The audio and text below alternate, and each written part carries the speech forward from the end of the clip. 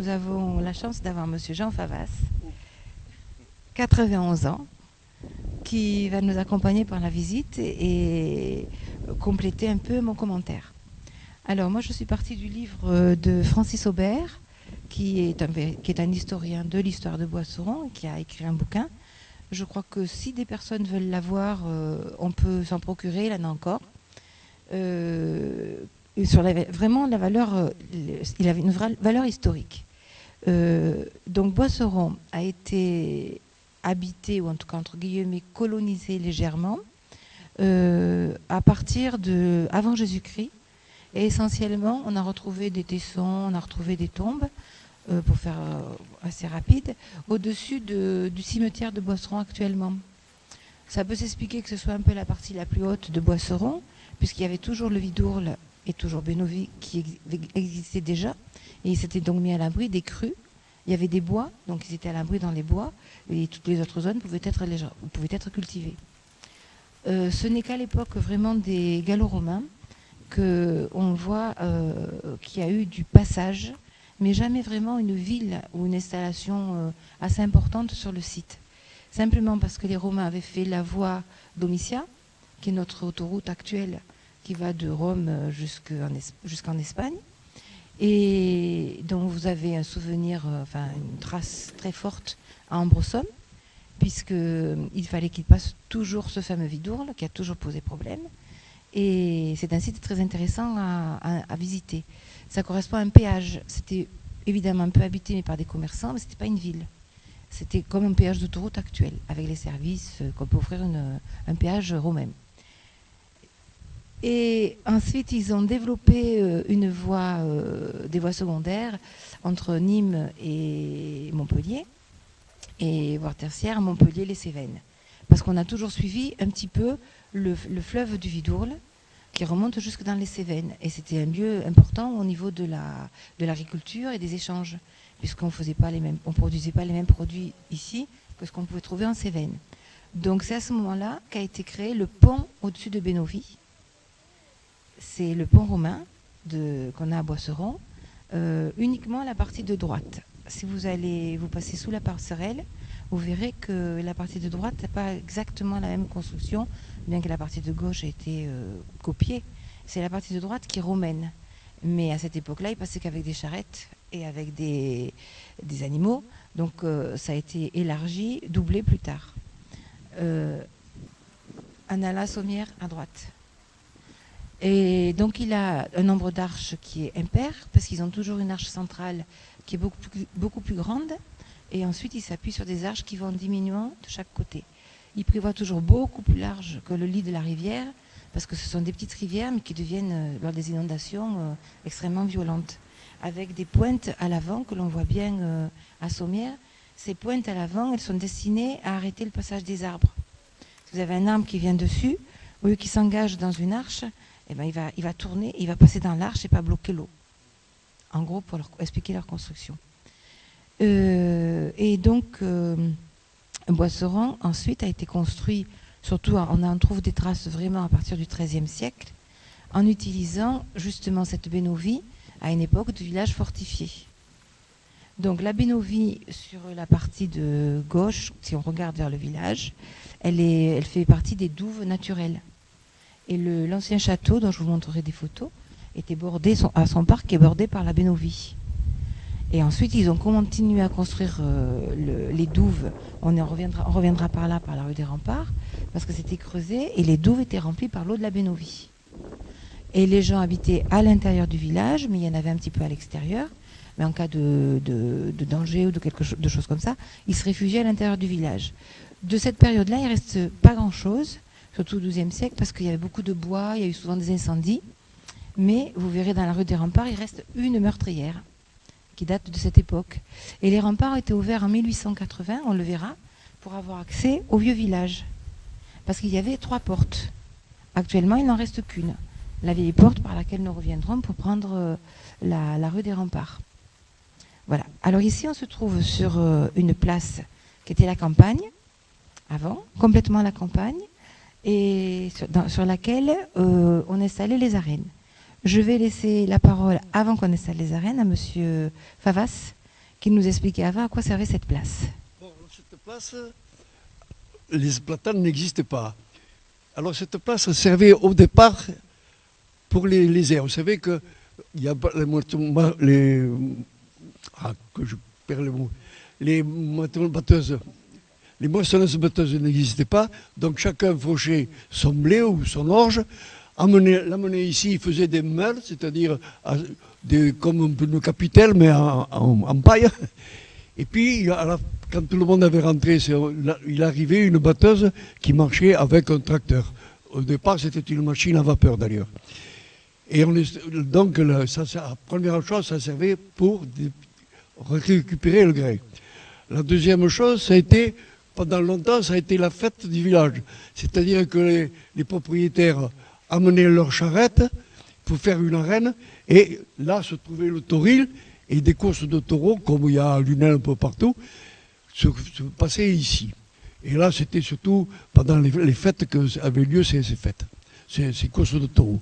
Après, bon, on a transformé en parking, les choses évoluent, la fête maintenant se fait ici, parce qu'autrefois la fête se faisait dans le centre du village, et voilà à peu près ce qui s'est passé sur cette place qu'on appelait autrefois les airs. Voilà. Alors, qu'on appelait... D'abord,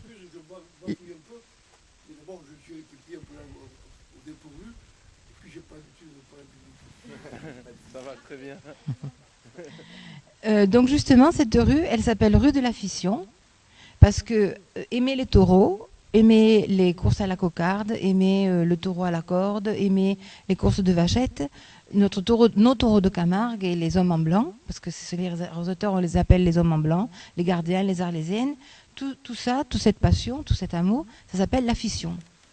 Et donc, c'est pour ça que, comme il y a toujours la place où on fait la fête et le tauril, et il y avait les arènes, en souvenir de ça, on a gardé le nom de la rue de la Fission, quand on a donné le nom du village. Parce que le village, au départ, n'avait pas de nom de rue. Au départ, le village n'avait pas de nom de rue. Et quand elles sont devenues un peu trop importantes, on a été obligé de les nommer. Les noms des rues ont été donnés il y a une vingtaine d'années, à peine. Hein. Il n'y a pas plus de 20 ans. Alors justement, dans la promenade que nous allons faire, on s'est appuyé sur des choses, sur des habitudes. Oui, actuellement, Boisseron a 2000 habitants. À cette époque-là, il y a 30 ans, on était 400. Alors le facteur que nous connaissait tous, il n'avait pas besoin de qu'il y ait l'adresse. Hein. Il savait très bien où j'habitais, il venait porter mon courrier sans qu'il y ait mon numéro de maison. Voilà. Non, c'était même une factrice pendant longtemps qui venait en vélo. Et si elle habitait Boisseron, si elle n'avait pas fini sa tournée le matin, elle le finissait l'après-midi. Mais elle montait le courrier même à l'étage. Et chez les uns, elle prenait le café. Chez les autres, elle buvait un verre d'eau. Elle se reposait un peu parce que c'était lourd. Et voilà. Et on connaissait les gens comme ça, mais on n'avait pas de nom de rue. Alors cette grande maison que vous voyez derrière nous, c'était la coiffeuse. C'était un couple d'Italiens qui étaient arrivés comme immigrés. Il avait été ouvrier agricole, il s'appelait M. Sanchini. Il a eu un accident du travail, il n'a pas pu continuer comme ouvrier agricole. Et il a bâti cette grande maison. Alors en bas, la fenêtre du bas, c'était le salon dame. À gauche, la fenêtre du bas, c'était le salon monsieur.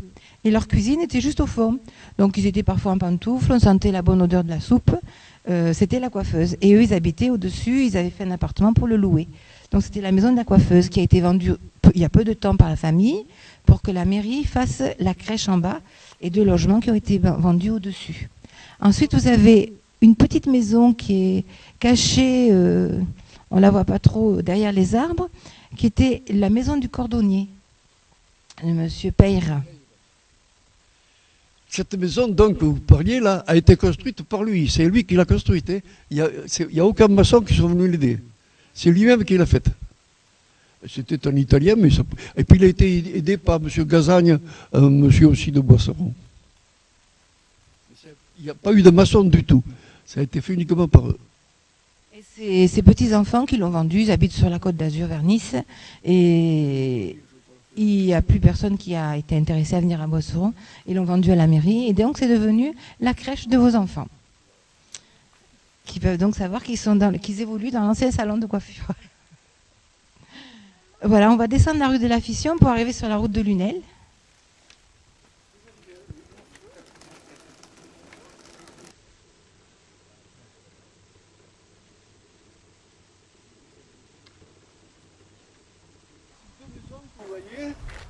appartenait à mon arrière-grand-père et à son frère.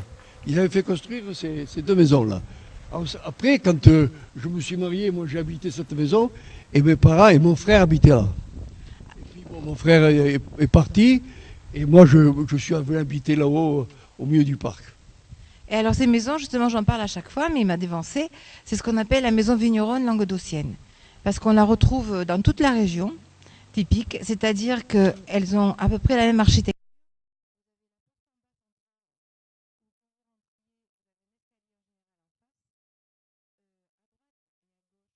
Salle à manger et cuisine, ou salon et cuisine de l'autre côté, mais on mangeait souvent dans la cuisine, et le salon servait pour les jours de fête ou des choses comme ça. Vous aviez à l'étage donc un escalier qui monte là où la porte s'ouvre, et là où il y a le balcon, c'était la chambre principale, la chambre des maîtres, et les autres fenêtres correspondaient aux chambres des enfants ou des gens qui habitaient dans la maison. Et si vous faites la route de Lunel, un petit peu la route de Montpellier, mais beaucoup moins, à Massiargues beaucoup, Saint-Laurent-des-Gouzes et même Saint-Christol, vous verrez beaucoup de ces maisons vigneronnes avec ce type de construction. Avec un escalier monumental dans le milieu, ce qui permettait de bien chauffer les maisons. Oui, les maisons n'étaient pas trop chauffées. Souvent, leur beau portail d'entrée, ferronnerie, les piliers en pierre, ce sont les maisons vigneronnes. Et donc là, je vais vous laisser circuler entre vous cette photo qui servait de fiche pour triporteur, parce que c'est exactement le lieu où nous sommes en ce moment. Voilà. Donc, je vous la laisse regarder, la faire passer. Voilà. Et donc...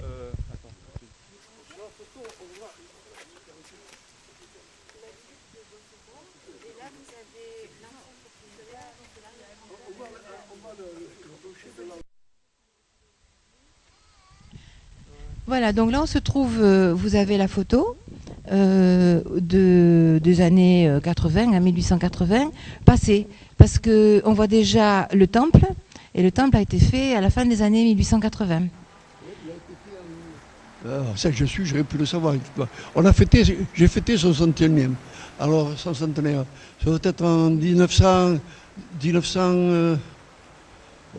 sais pas, 1940 ou 45, quelque chose comme ça. Non, pas plus.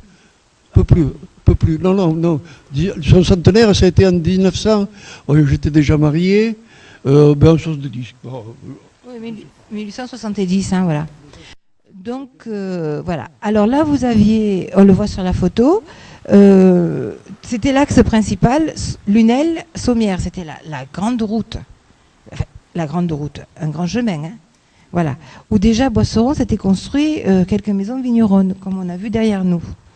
Et on voyait donc le clocher de la mairie, on aperçoit le clocher de la mairie qui avait déjà été fait, et le temple. Et l'église existait bien sûr avant, mais elle était à l'intérieur du village, donc on ne la voyait pas sur les lieux passants, puisqu'elle s'est toujours trouvée, l'église, même depuis moyenâgeuse, mais cette église-là, elle a disparu, elle se trouvait à l'intérieur des remparts. Quand on l'a reconstruite, on le verra tout à l'heure, elle est restée à l'intérieur des remparts. Donc comme on ne la voyait pas, les catholiques ont installé, avec préceptes cotisés, un grand Christ. D'un grand geste, il indiquait que c'était un village chrétien où il y avait aussi une église. Et elle était placée à l'endroit où il fallait prendre le chemin pour aller à l'église. Voilà. Et il y avait des particuliers qui faisaient dans leur jardin, pour signer leur appartenance à une obédience ou à l'autre, une statue de la Vierge. Mais elle est privée, elle est dans le jardin d'un privé, elle appartient au privé. Alors que celle-là...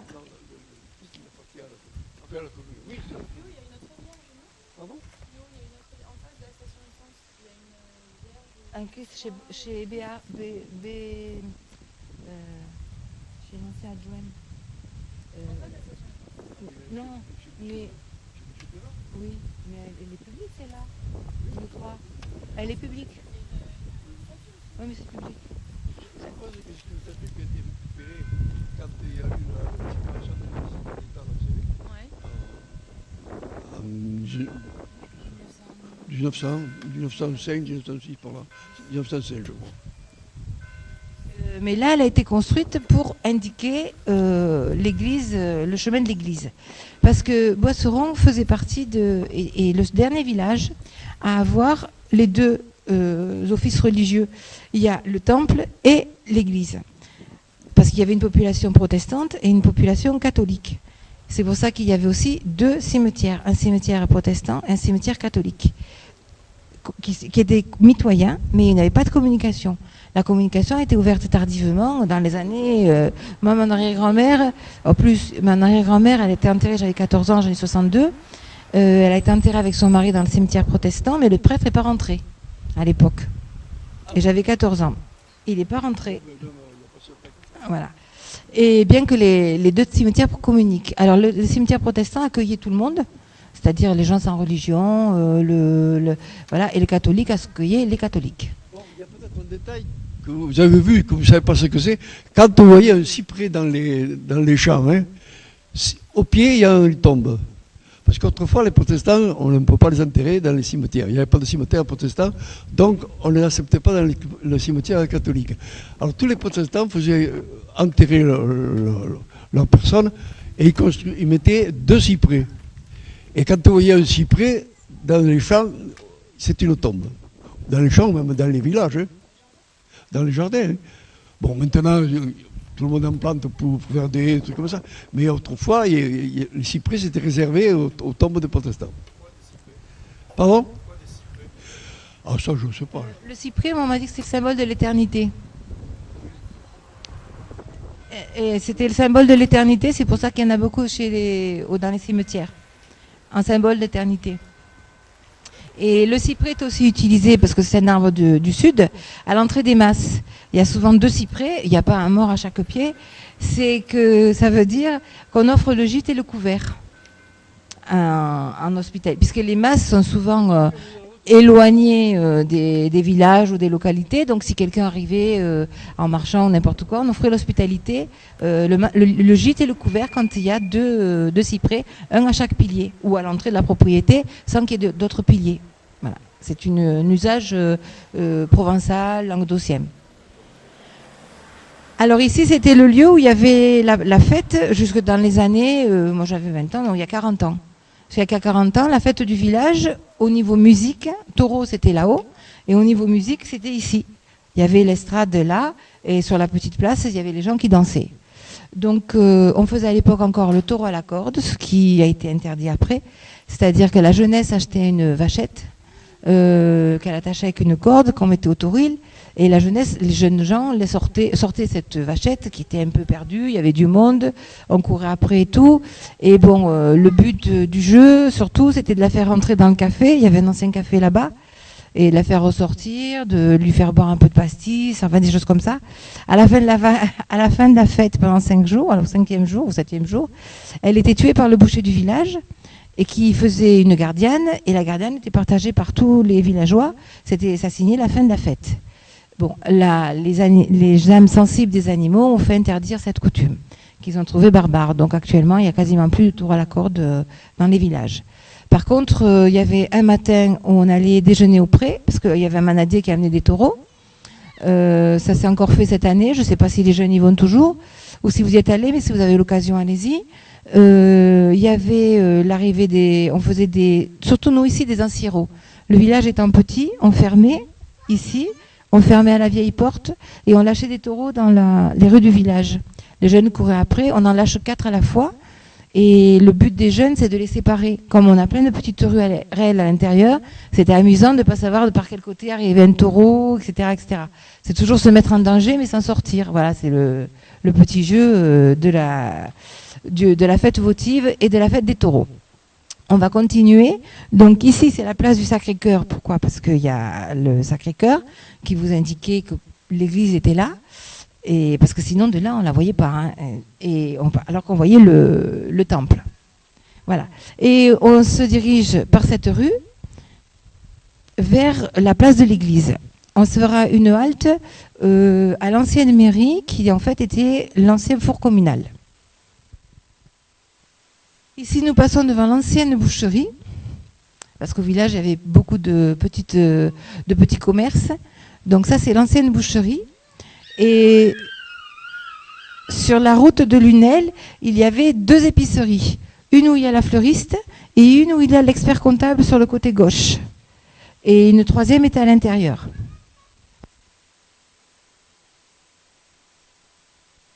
Un café là. Hein. Alors à Boisseron, il y avait 2 cafés. Il y avait celui-là qui était le café blanc et l'autre café qui se trouve là-bas, c'était le café rouge. Pour vous dire qu'à cette époque-là, les blancs et les rouges, ça n'entendait pas trop. Hein. C'était le café du pavillon. Le café du pavillon. Le café blanc était le café du pavillon. Et donc, ça c'était la salle du café qui servait de salle de danse. Parce qu'il y avait toujours un musicien, oui, années 30, il y avait toujours un accordéoniste et tout ça. Et pendant les fêtes de vendange, c'était un club, un lieu de danse. Et je viens d'apprendre que donc, mon grand-père a connu ma grand-mère au café blanc, en lui offrant une limonade. Le café rouge, on va passer devant. C'était au 25, là, 25 rue du Château. C'était le café des Remparts.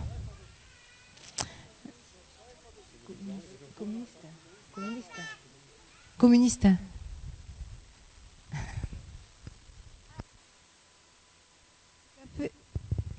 Ce café a fermé quand ils ont fait le centre commercial où il y a la pharmacie et le café actuel.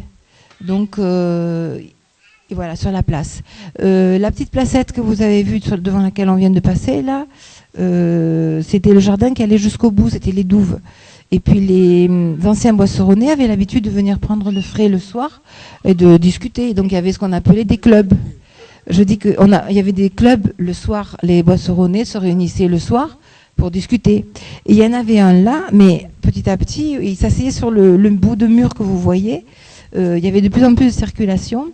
Et au décès de mes grands-parents, maman a donné le bout du jardin pour faire une petite place et que les boisseronnais ne se fassent pas tailler un short quand ils venaient à ce club. Les bancs qu'on appelle les bancs de la Vierge, on dit toujours, hein, les bancs de la Vierge. Ce soir, c'était la réunion du village. Tous les anciens venaient se discuter là et parler de la pluie du beau temps, enfin, tous les soirs. Mais alors ce qu'il y a, c'est qu'il y avait une union, c'était que tout le monde parlait autour de la viticulture.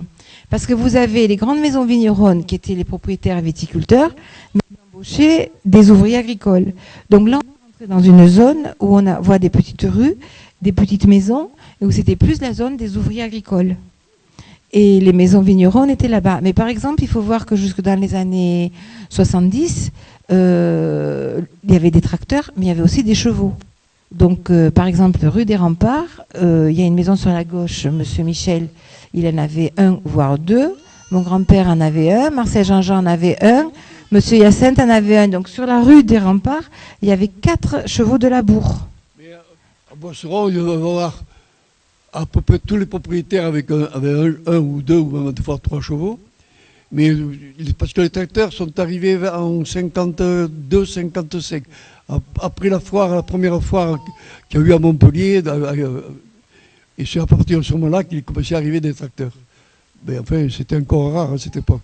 Les tracteurs sont arrivés presque tout le monde a supprimé son cheval pour prendre un tracteur, et ça doit être en 70 par là. Les dates, je ne sais pas justement. Jusqu'à les années 70, il y avait des chevaux. Et donc, on vivait au rythme, on connaissait les pas des chevaux, on entendait les pas des chevaux qui rentraient, et on vivait au rythme des cloches de l'église. Puisqu'à 7h, c'était l'Angélus, à midi, c'était marqué midi, et 19h, ça marquait 19h. Et les nouveaux habitants, dans les années 80-90, on trouvait que c'était trop bruyant, les cloches. Donc, il y a eu un accord avec le prêtre pour que l'Angélus sonne toujours, mais à 8h du matin. Alors que l'Angélus, c'est 7h, parce que c'était le moment où on partait au travail. Et on l'entend de loin, et donc ça rythmait la vie des paysans. Et les nouveaux qui sont arrivés ont trouvé que ça empêchait de dormir. Les montres marcellais n'existaient pas à cette époque. Pardon? La montre-gusset, mais ça, c'était les riches qui avaient la montre-gusset. Enfin, l'ouvrier, tout ça, il n'avait pas de montre, non. C'était, ça faisait partie du luxe, ça. Et donc là, nous avons la rue de la Bouvine. C'est une rue aussi où il y avait des ouvriers agricoles. Et rue de la Bouvine. La Bouvine, l'affiliation, c'est aimer les taureaux. Et la Bouvine, c'est l'ensemble de l'art de la tauromachie camarguaise. Donc cette petite rue, elle s'est appelée la rue de la Bouvine, puisqu'il y avait les ancienneaux passaient toutes par là, ça c'est sûr. On fermait là, et on fermait l'autre porte, et avec ça on avait le village qui était fermé. Donc cette porte s'appelle la rue de la Bouvine. Donc là, nous allons pénétrer dans l'ancien village avec ce qu'il reste de douves. On reviendra par là. C'est pour ça que cette rue s'appelle la rue des remparts, puisque derrière les douves, il y a les remparts. Et les douves continuent, font le tour du village jusqu'à la Bénovie, par où vous pouvez re-rentrer dans le village, là où on va aller. Et elles étaient remplies par l'eau de Bénovie.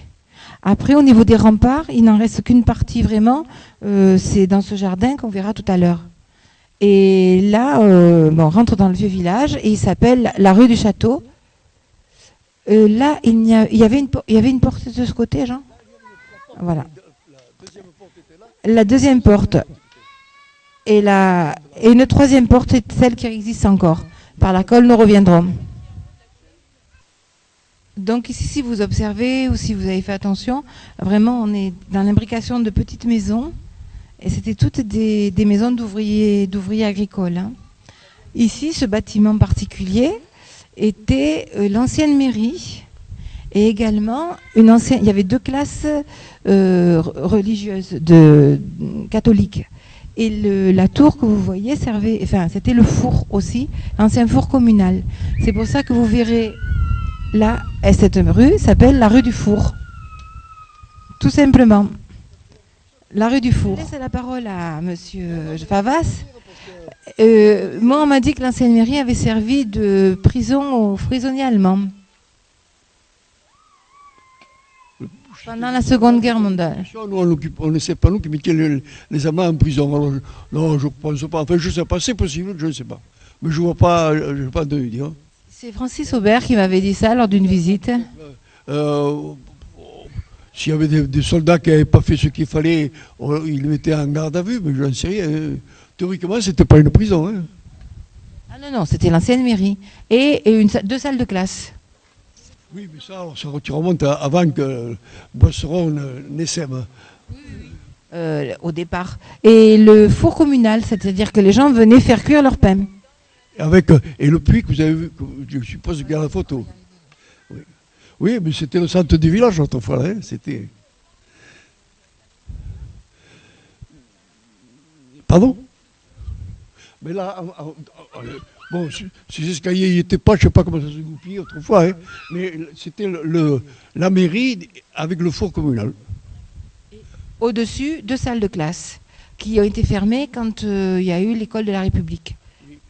Après, quand Boisseron a essaimé, qu'il est sorti des remparts, qui s'est construit le long des routes, la mairie a été construite là-bas, mais ça c'est plus tard quand même. C'est à l'époque de Jules Ferry, 1880, où tous les monuments sont sortis le long de la route de Montpellier, où on a sorti la mairie et on a fait l'école publique de chaque côté, où on a fait ensuite le temple en même temps. Et où la route de Montpellier s'est agrandie jusqu'à la gare, parce qu'on a fait venir le train, etc.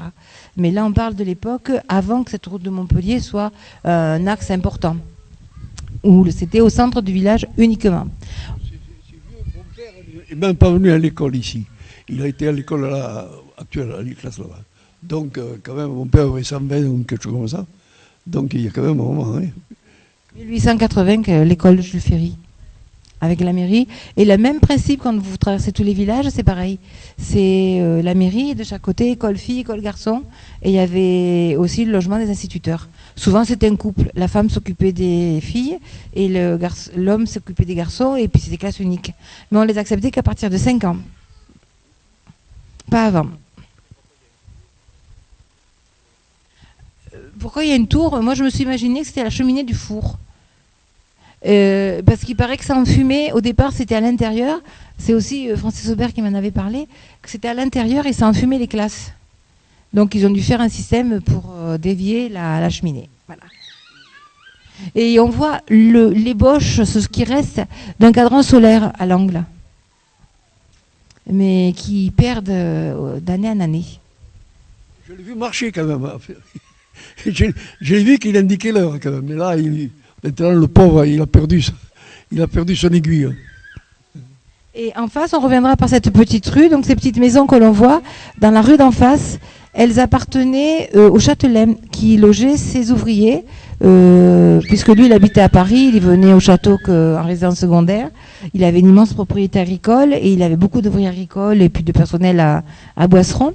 Et ils habitaient dans cette petite rue et les maisons leur appartenaient jusqu'à la fin de leur jour. Et la dernière qui est partie, comment elle s'appelait la dernière qui est partie, qui habitait là? Je me rappelle plus. Voilà, ses enfants sont venus à l'école ici et tout, elle est partie il n'y a pas très longtemps. Il y a peut-être 10 ans, pas plus. Donc là, je vous fais circuler la photo de là où on se trouve. C'est-à-dire que essayez de vous retrouver, de vous resituer, et de voir ce qui est pareil et de voir ce qui a changé. Alors, Monsieur Favas vous explique où était le puits. Voilà. Voilà. Il était ici, le puits. Et il paraît que quand il neige, on retrouve son emplacement parce que c'est un endroit qui se déneige tout de suite. Parce qu'il y a encore de l'eau dessous. Ah oui, ça arrive. Il y a longtemps que c'est pas arrivé, mais ça arrive. Et bien quand il neige, là où il y avait le puits, comme il reste de l'eau, ça fond. Donc là, vous pouvez voir les différences, et Monsieur Favas va pouvoir nous en parler, surtout du clocher. Les différences du clocher. Ah ben oui, mais ça, vous voyez que c'est pas la même façade, hein, parce que ce clocher a été construit quand monsieur, je crois que c'était monsieur Thivan, monsieur Pagès et la population de Boisseron ont acheté une cloche, ou deux, je ne sais plus. Il y a 2 ou 3 cloches qui ont été achetées à la fin de la guerre. Un clocher en dehors de l'ancien qui n'était pas assez grand. Alors pour supporter le poids des cloches, on était obligé de faire ce donjon-là. Parce que vous aviez un clocher à petite clochette, là, comme ça, comme vous avez à Saint-Clair. Mais c'était pas lourd. Et à la fin de la guerre, il y a plusieurs familles qui ont fait des dons pour faire acheter 3 cloches. Chacune a un nom, il y en a 3. Chacune a un nom, chacune a été offerte, etc. Et donc il a fallu refaire la façade pour consolider et tenir les cloches. À gauche, vous avez le presbytère. Par contre, la croix, elle y est toujours. Vous la voyez, la croix. Et voilà, la croix, elle y est toujours. Et sur la gauche, il y a cette maison-là, elle y est.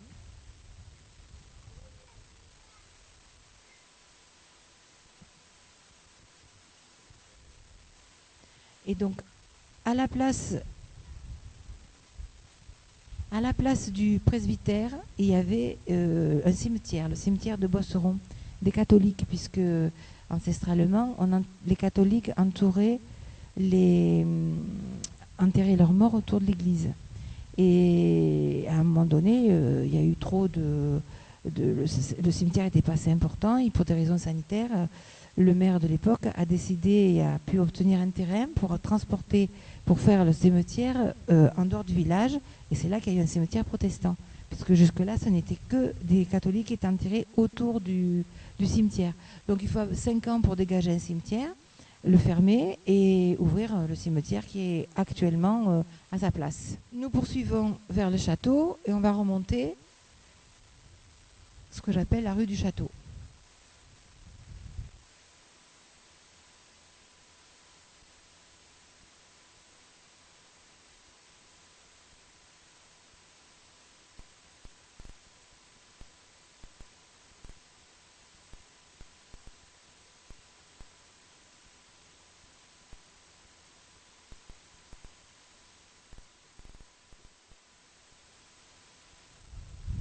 Alors ici, nous nous trouvons devant une des entrées du château de Boisseron, qui a été souvent modifiée au cours de sa vie. On sait qu'il a existé, il semble qu'on en a trouvé des traces au XIIIe siècle. On parle en particulier de la tour ronde. Mais après, il a été longuement modifié et actuellement, malheureusement, il est en cours de démolition avancée. Là, c'était donc son entrée principale. Il y a un parc de 5 hectares. À l'intérieur de mon livre que je vous ferai circuler, vous verrez le château tel qu'il était dans sa splendeur. Il y a eu une évolution quand les châtelains l'ont vendu déjà. Ils l'ont vendu et il y a eu deux évolutions, dirons-nous. À la fin de la guerre d'Algérie, il y a des gens qui sont venus habiter à Boisseron, des familles de rapatriés, et qui ont acheté une grande part des terres du château. Et leur entrée était, avec leur masse, était là-bas, au fond, au portail que vous voyez. Et leur maison d'habitation venait jusqu'à cette partie blanche là. Quand le château a été mis en location, et il y a eu différentes vies, dont maison de retraite et puis après centre d'accueil de vacances, cette habitation a été incluse dans le château pour accueillir. Là, il y avait une école privée agricole, et là-bas, on accueillait surtout des classes vertes. Et à l'intérieur du château, c'était le bâtiment où il y avait les chambres individuelles, et c'était comme un VVF. Et ça, c'était pas très très vieux, c'était il y a 20 ans. Voilà. Et ça a duré une bonne vingtaine d'années. Moi, j'ai travaillé comme infirmière dans les années 79. Et au départ, c'était les médaillés sportifs qu'il avait pris pour faire reposer les sportifs. Puis, bon, comme les sportifs n'avaient pas besoin de se reposer, ça n'a pas marché, ils ont été obligés de le céder. Bon, puis tu as dit la suite. Alors, il y avait effectivement, ça a été acheté par le ministère des Sports, les anciens sportifs, et on a eu des médaillés très importants d'haltérophilie, de natation. Au cimetière, il y a un coin du cimetière qui est réservé aux sportifs. Mais malheureusement, il n'y en a plus maintenant. C'est fini. Ici à Boisseron, non, pas du tout. Ah oui, à Paris. Qui était mort en SDF, mais genre pas très très longtemps après avoir eu sa médaille, enfin une dizaine d'années et ça avait fait un scandale parce qu'il était mort un peu dans la misère, et ils avaient décidé de faire, parce qu'ils s'étaient retrouvés seuls, ils avaient décidé de trouver un endroit pour faire et de récolter des fonds. Il y a un recueil de fonds public qui avait été engagé. Ils avaient recueilli des fonds pour aménager, trouver un endroit et aménager pour faire une maison de retraite pour sport, médaillés olympiques et grands sportifs. Effectivement, ceux que j'ai connus n'avaient pas de famille. Hein. Ils étaient très seuls, tous ceux qui habitaient là. Et quand on a fait la maison résidence hôtelière, le contrat, c'était ils ont gardé jusqu'au dernier et jusqu'à la fin de sa vie les derniers sportifs qui existaient. Et effectivement, c'était des gens qui n'avaient pas de famille, et ils sont à Boisseron. Dans la première extension de cimetière sur la gauche, ils ont une tombe commune. Voilà. Et là, pour l'instant, le sort du château, on ne sait pas ce qu'il va devenir.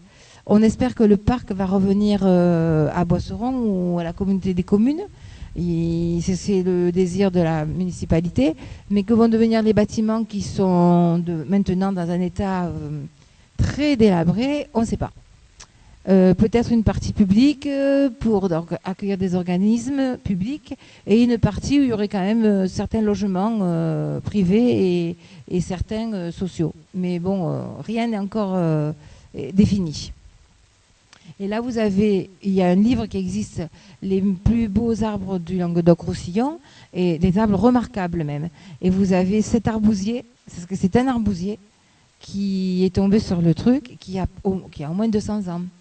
Parce que quand vous voyez la taille d'un arbousier normal, regardez, imaginez le tronc qu'il peut avoir à la base, à l'origine, pour arriver à faire un arbre aussi grand. Et à l'intérieur du parc, il y avait plusieurs arbres qui faisaient partie de ce répertoire d'arbres remarquables. Alors, il y a eu pendant longtemps un jardinier qui habitait dans la maison du jardinier, M. Mermoux, et qui, quand il était à la retraite et à un âge bien avancé, puisqu'il est devenu centenaire, avait travaillé avec l'école de Boisseron. Mes enfants faisaient partie. Michel Jean-Jean, que vous connaissez, était instituteur à ce moment-là. Et ils avaient créé un sentier botanique avec ce jardinier, Joseph Mermoux, et les enfants des écoles, pour venir connaître toute la botanique qu'il pouvait y avoir dans ce parc. Il y avait aussi un sentier sportif. Et des enfants, jusqu'il y a peu, il n'y avait pas de cantine à l'école. Venaient, tant que la résidence hôtelière fonctionnait, il y avait un accord qui était passé. Les enfants venaient de l'école et ils venaient déjeuner à la cantine, ici, au château. Ils étaient servis à table avec des par des serveurs en tenue, à l'intérieur quand il faisait beau, à l'intérieur quand il faisait mauvais, à l'extérieur quand il faisait beau, et ils traversaient le village pour aller à l'école. Et ça, c'était pas si vieux que ça, puisque Victor, qui a 26 ans, l'a connu. Voilà, donc c'est pas si vieux que ça. Et après, non. Donc nous prenons la rue qu'on appelle de la Vieille Porte, et sur la droite, toutes les petites maisons, même s'il y en a qui sont à la vente, appartenaient au Châtelain. Et c'est là où il logeait ses ouvriers jusqu'à la fin de leur vie.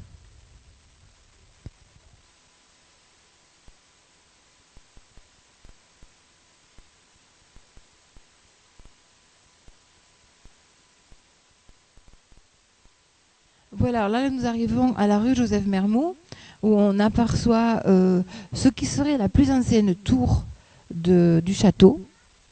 Les autres y ont été montés, démontés, reconstitués. Et je voulais parler des façades. Aujourd'hui, on essaie de récupérer les façades en pierre, de mettre les pierres à nu. Or, nous utilisons un calcaire un calcaire coquillé qui est très fragile et qui se détériore beaucoup avec l'eau, les intempéries. Donc en fait, avant, il y avait un crépi grossier, comme on voit sur cette maison, qui protégeait les pierres. Donc maintenant, quand on veut remettre les pierres à nu, il faut vraiment faire un travail important de protection des pierres. Parce que nos pierres, c'est du calcaire coquillé et ils ne résistent pas aux intempéries. Donc les maisons avant, elles n'étaient pas du tout en pierre comme ça. Elles avaient un crépi grossier. Au départ, c'était un crépi à la chaux.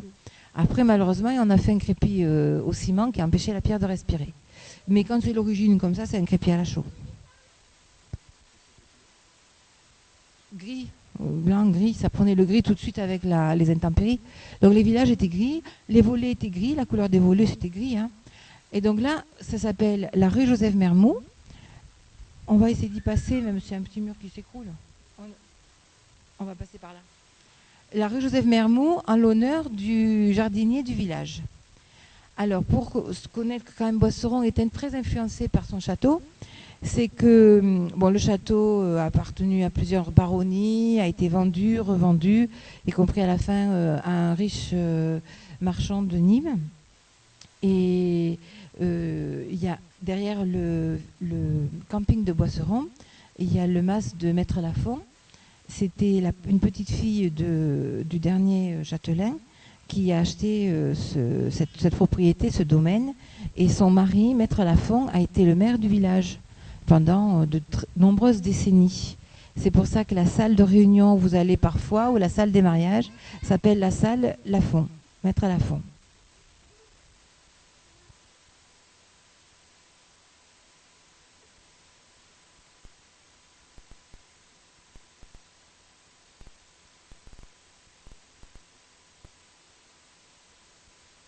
Donc là, ce sont des extensions sauvages qu'avaient fait les gens qui habitaient dans le village. Ils n'avaient pas beaucoup d'espace et on est contre les murs du château. Ils avaient fait des cochonniers ou des clapiers pour les lapins. Non, ça c'était des cochonniers pour mettre le cochon ou des clapiers pour les lapins. Et normalement, ça doit être démoli pour que le chemin retrouve sa place.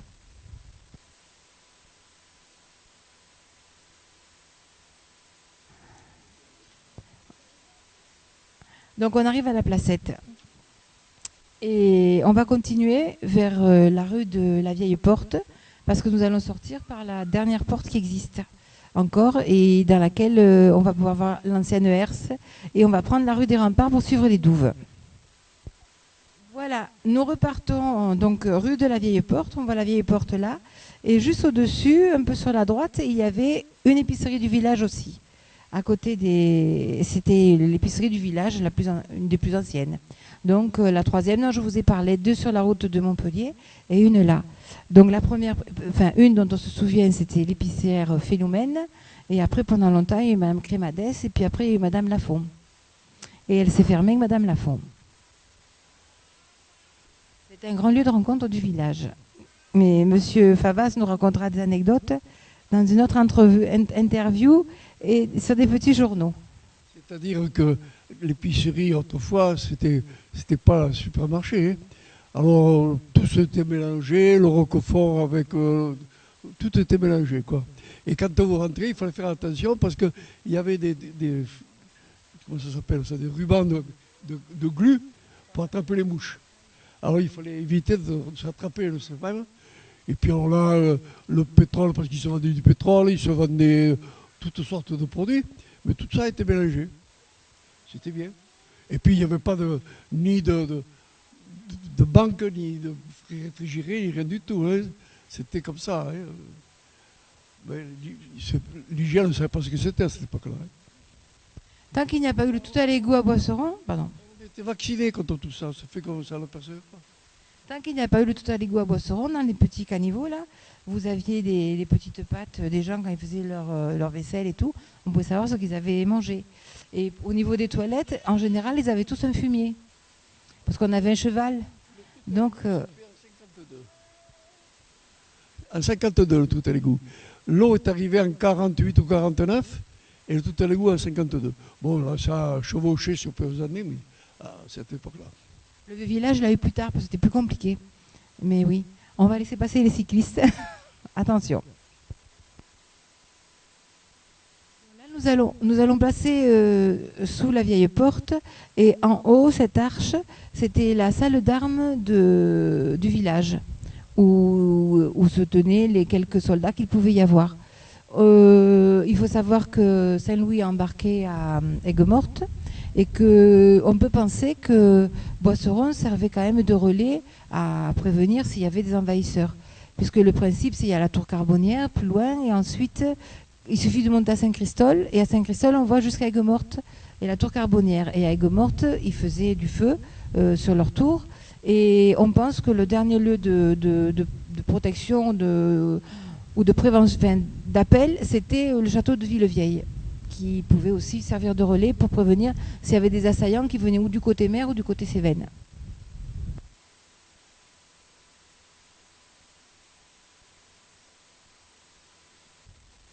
Donc là, Monsieur Favas va vous expliquer un peu la construction et ce que l'on voit encore du pont, de la vieille porte. Deux choses à voir particulièrement, c'est la herse, il reste encore le morceau de bois, cette herse descendait donc, et le soir on la descendait pour que personne ne puisse entrer dans le village.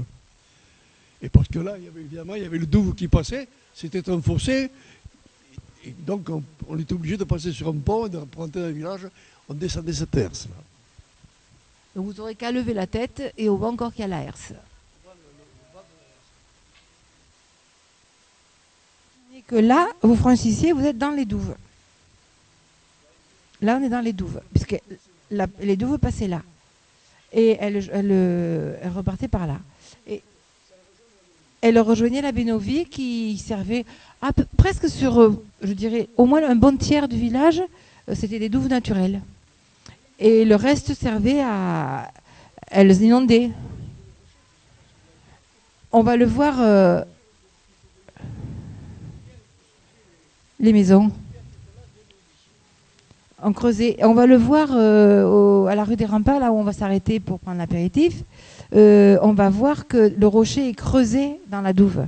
Et on va voir une des dernières meurtrières qui reste, à part les meurtrières que vous allez voir ici. Tête, je ne sais pas si elle représentait quelque chose, hein.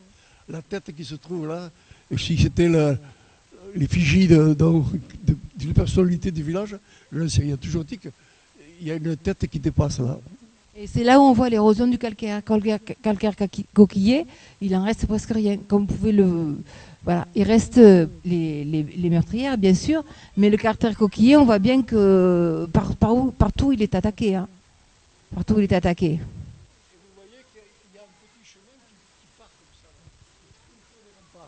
Et les escaliers pour y monter partent du mur, ils sont dans le mur, là, construits dans le mur pour rejoindre ce petit chemin de halage là. Hein. Oui. Alors le chemin de Douve, il part donc de là. On va se reculer, on va en voir une partie et on en verra une autre partie plus loin. Il n'en reste que 2 parties sur le village. Vous voyez, JF. C'était donc la première personne de la famille qui est venue construire là et qui a marqué son nom, il s'appelait Jean Favas. Oui, c'est mon aïeul, quoi, en 1790, par là, après la Révolution, quoi. Parce que mes parents habitaient au hameau de Favas, et puis, bon, c'était une famille nombreuse, eux aussi, ils ont essaimé, et il y en a un qui est venu, là, Jean Favas, il s'appelait.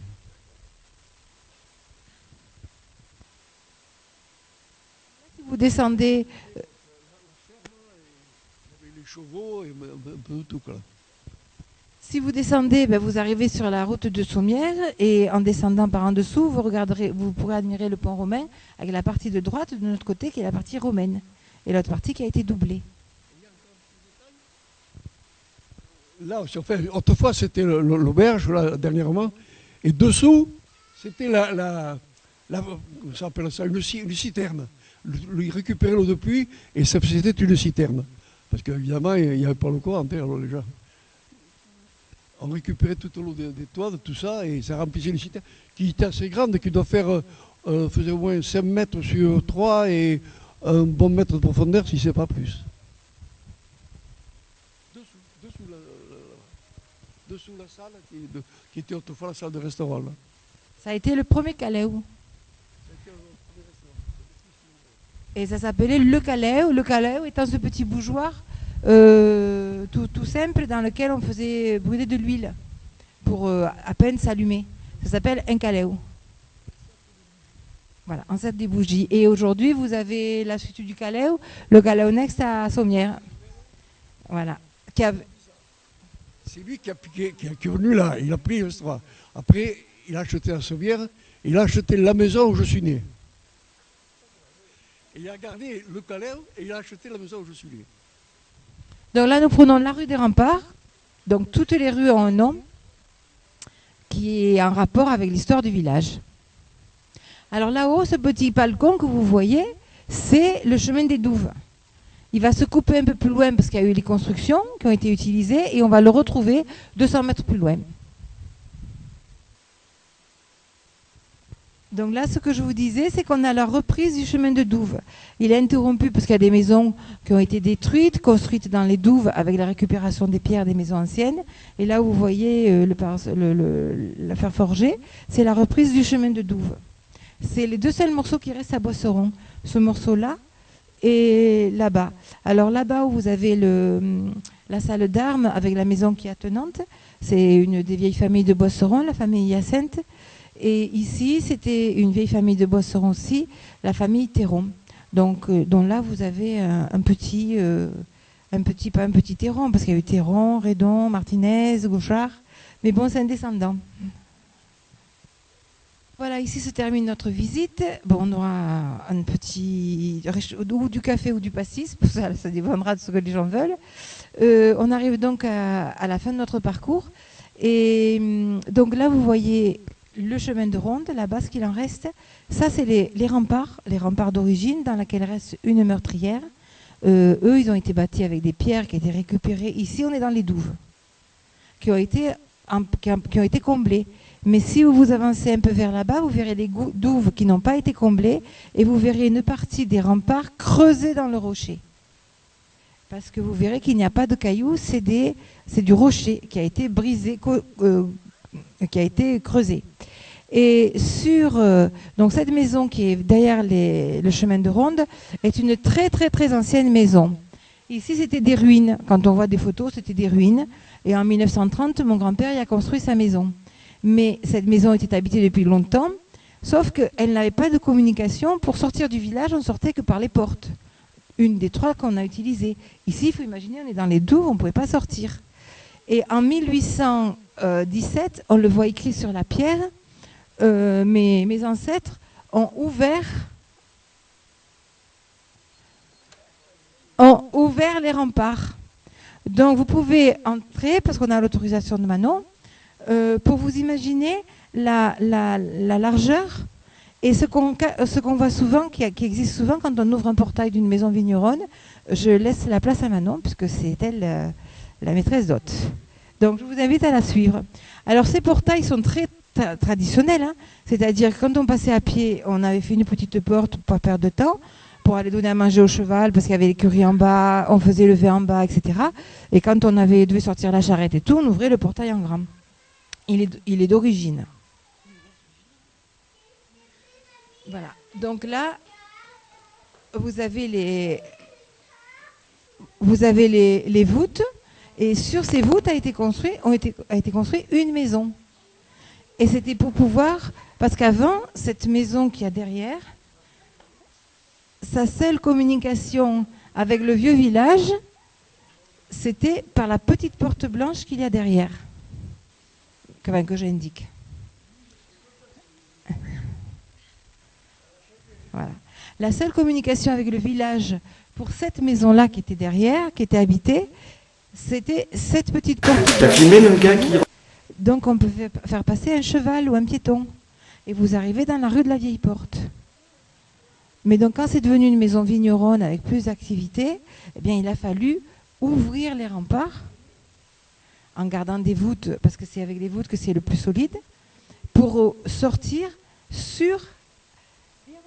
Tu peux rentrer, Romu.